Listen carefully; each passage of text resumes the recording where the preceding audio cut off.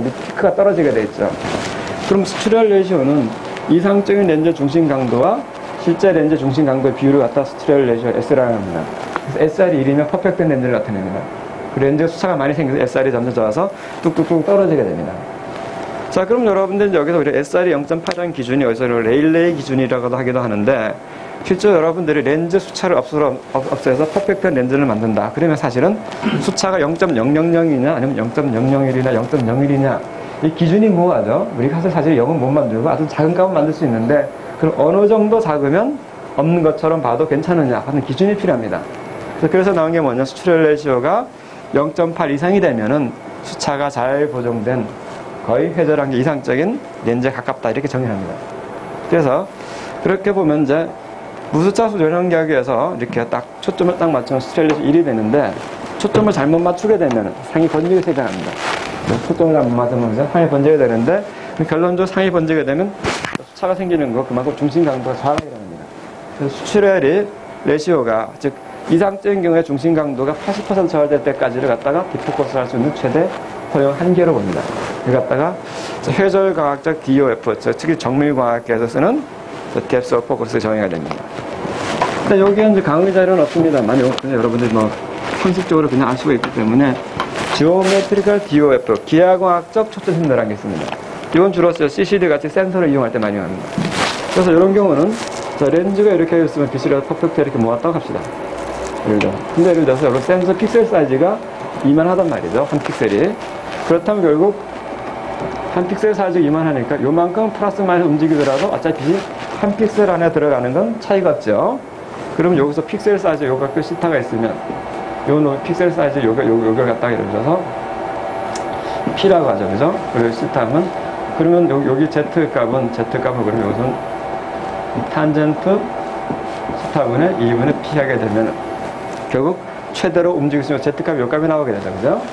그래서 이런 식으로 그림을 그려가지고 자, 한 픽셀 안에 들어가도록 허용한 요 Z값, 요 값을 계산한 값을 갖다가 지오메트리컬 DOF라고 합니다. 그러면 여러분들이 그림에서 보시면 수차가 중요하지 않고 그냥 픽셀 사이즈 커가지고 우리가 수차를 무시할 수 있고 광선이 이렇게 모였다 퍼져나가서 반대 이렇게 볼 수 있는 경우는 지오메트리컬 기하학적인 DOF를 쓰는 거고, 자, 회절 노광기처럼 수차가 문제인 정밀과학계에서는 이렇게 쓰지 않고 자, 스트레얼 레이시오를 이용해서 정의를 하게 됩니다. 다음으로 가죠. 자, 그럼 방금 보는 게 무수차 원형 계구일 경우에 보면 말이야, 빛이 이렇게 중심에 이 그림은 제가 아까 간단하게 그렸습니다만은 중심에 피크가 하나 있고 쭉 들어와서 어두워졌다 다시 밝아졌다 어두워지는 링이 쭉 생깁니다. 그럼 이제 요 그림은 사실은 여기 회절벽을 갖다가 이제 강도 분포를 갖다가 다른 단면의 강도 분포고, 왜냐면 이제 그림 사진인데 사실은 요 사진은 굉장히 좀 강조가 됐습니다. 좀 과장이 되어 있는 게 뭐냐면 센트럴 피크 여기라고 한다면 밝기가 1이라고 한다면 옆에 첫 번째 링이 보이죠. 그죠? 첫 번째 링이 요 부분에 사실은 첫 번째 링의 밝기는 0.17호니까 약 1.75%, 1.8% 밝기밖에 안 됩니다. 즉, 요게 100이라고 요것은 요거 밝기의 요 피크, 요 링은 첫 번째 요 밝기는 1.8%밖에 안 되기 때문에 사실 이렇게 밝지가 않습니다. 사람 눈을 보게 되면은 밝은 센트럴 피크가 있고 주위에 뿌연 띠 하나가 보일 듯 말 듯하게 있습니다. 그게 사실 첫 번째 링이고, 그 다음에 세 번째 링 같으면 밝기가 이게 보면 0.004니까 밝기가 0.5%대가 사람 눈에 안 보입니다.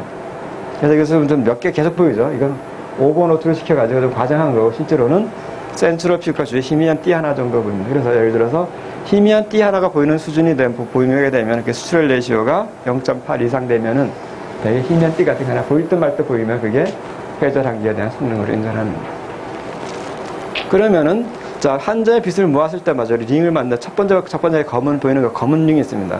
그래서 이 검은 링을 갖다 에어리 디스크라고 합니다. 즉 수차가 없는 렌즈를 갖다 빛을 따 렌즈 다 퍼펙트한 걸 모아도 회절전에 빛이 퍼지고 퍼질 때 첫 번째 안에 검은 링이 이렇게 하나 생길 때 생기는데 요를 에어리 디스크라고 해서 요걸 갖다 기회절과학적인 만드는 최소의 스폿 사이즈라고 합니다.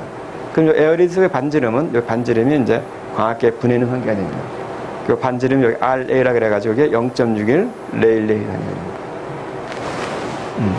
한번 들어가도록 하죠. 자, 그럼 이제 광학 수차가 되는데 여러분들한테 혹시 궁금한 점 있으시면 좀 질문을 받고 요 뒤에 있는 예제를 조금 풀어보고 수차를 또 진행을 하도록 하겠습니다.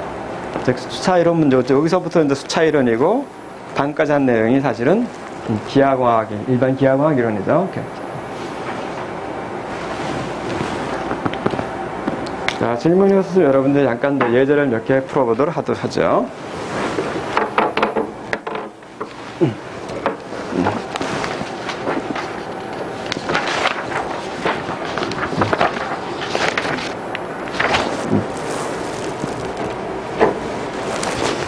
쇼트는 그걸 잠깐만.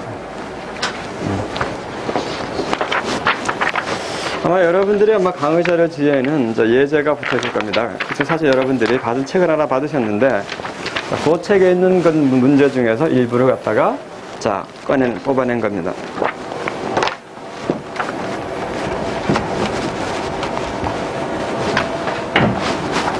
잠시 들어가셔서 보셔도 되겠습니다. 예제하는 동안은. 요 예제를 한동안은 프로젝터를 사용하지 않을 예정이니까.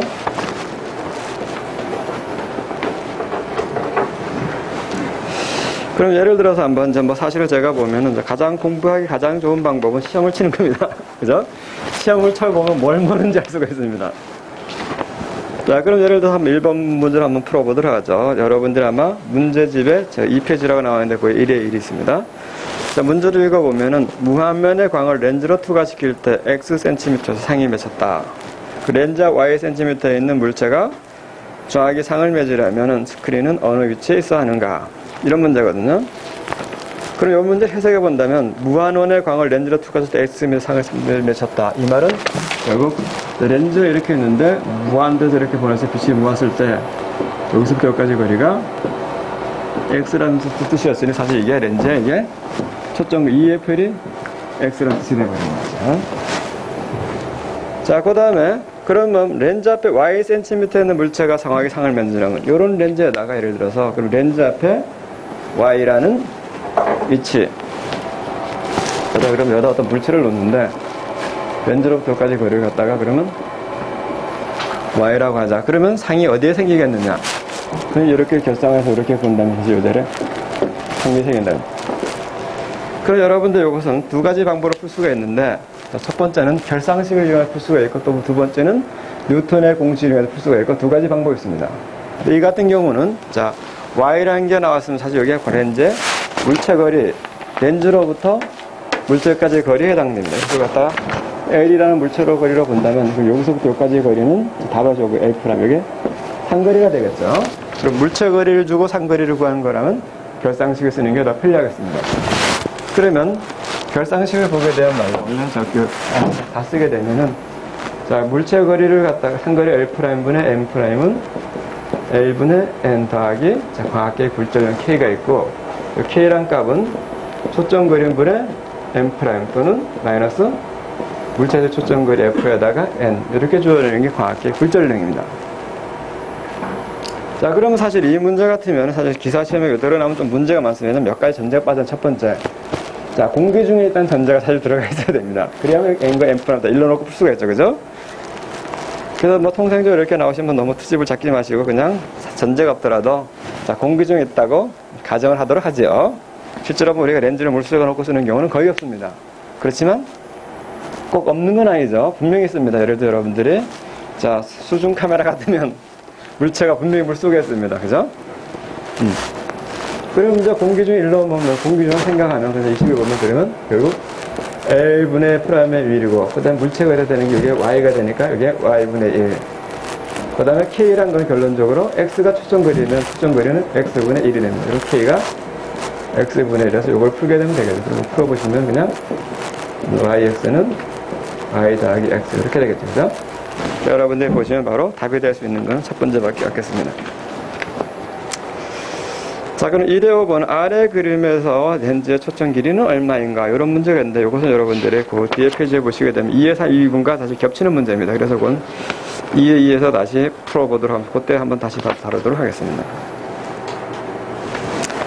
자, 그럼 1의 8번은 조금 더 복잡해져 보입니다. 그래서 초점 거리가 0.5m 렌즈 앞 1m인 곳에 물체가 있고 렌즈 뒤 2m인 곳에 광축의 수직한 평면 거울이 있을 때 렌즈를 통해 본 상의 위치는 어디인가?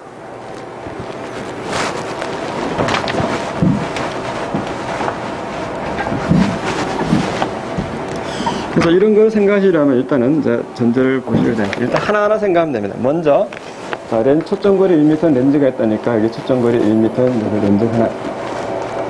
그냥 요것만 생각, 1m 있으니까 그대로 그려 놓읍시다.